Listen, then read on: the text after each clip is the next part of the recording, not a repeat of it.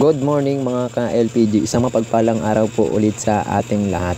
Okay, magbibigay na naman tayo ng kaunting tips about sa ating LPG. Mga ka-LPG, ano nga pala yung unang pumapasok sa isip natin kapag tayo nakakaamoy ng LPG? Okay, di ba sadyang nakakatakot, nakakaalarma dahil baka magkaroon ng sunog, lalong-lalo na ito po sa ating bahay.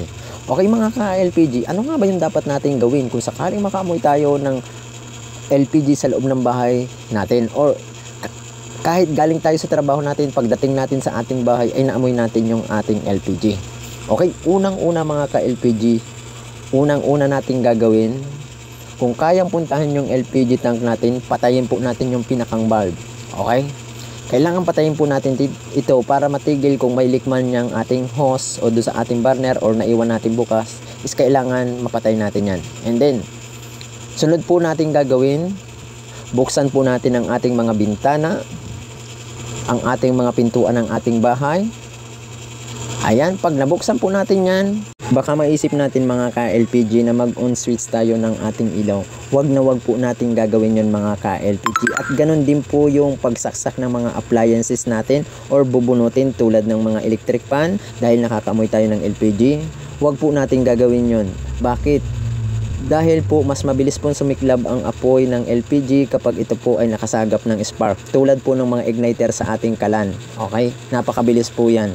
Kaya mga ka-LPG, ingat po tayo. Ngayon mga ka-LPG, ipapakita natin ngayon yung malakas ang leak ng ating LPG, or sadya nating ipapakita sa inyo kung ano ang nangyayari sa LPG kapag malakas ang singaw nito. Okay? Ang ating LPG mga ka-LPG tulad nito is hindi po yan sumasama sa hangin. Okay? Ibig sabihin, bumababa po siya.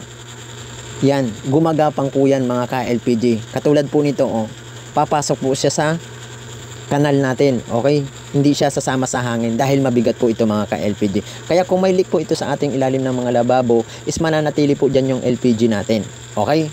Ngayon po, ano po yung dapat nating gawin? Okay, pag kayo po yung natataranta at hindi nyo alam yung gagawin kapag ganito mga ka-LPG, pwede kayong tumawag doon sa supplier nyo ng inyong LPG. Or pag hindi nyo makontak, pwede nyo pong tawagan ang Bureau of Fire para masigurado natin yung sitwasyon doon sa inyong bahay. Okay, para maayos yung problema ninyo.